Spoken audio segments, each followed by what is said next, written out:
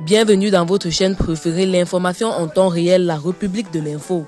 Avant de commencer, n'hésitez pas à vous abonner à la chaîne et d'être courtois dans les commentaires.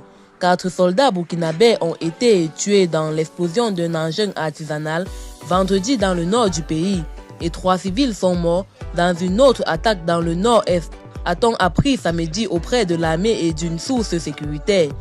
Un incident à l'engin explosif improvisé s'est produit ce vendredi sur l'axe Buzanga-Kongoussi au retour d'une mission d'escorte du Djibo, chef-lieu de la province du Soum, a indiqué l'armée dans un communiqué.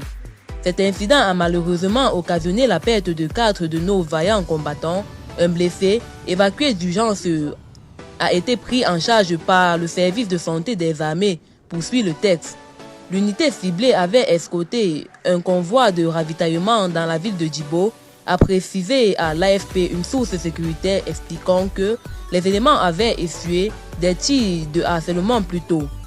Comme de nombreuses autres villes du nord du Burkina Faso, Djibo est sous blocus des groupes djihadistes qui mènent des attaques contre les convois de ravitaillement principalement sur l'axe menant à Buzanga et Kongoussi.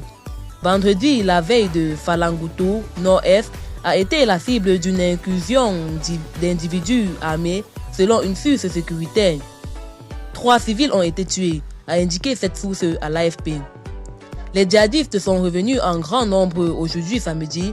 Ils ont attaqué les volontaires pour la défense de la patrie VDP, supplétif civil de l'armée, qui était en train de s'organiser pour sécuriser la localité, a expliqué un ancien élu local de Falanguto, joint par l'AFP, sans donner de bilan pour cette attaque. Depuis 2015, le Burkina Faso est régulièrement endeuillé par des attaques djihadistes de plus en plus fréquentes ayant fait des milliers de morts et contraint quelques 2 millions de personnes à fuir leur foyer. Ces attaques se sont multipliées ces derniers mois, essentiellement dans le nord et l'est du pays. Investi le 21 octobre président de la transition par le Conseil constitutionnel, le capitaine Ibrahim Traoré, auteur d'un coup d'état militaire le 30 septembre contre le lieutenant-colonel Paul-Henri Sandaogo Damiba, s'est donné pour objectif la reconquête du territoire occupé par ces hordes de terroristes.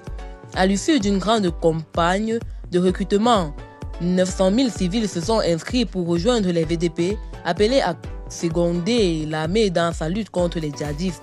Eh bien, c'est tout pour cette note d'information. N'hésitez pas à mettre en commentaire vos impressions et à très bientôt pour une nouvelle note d'information.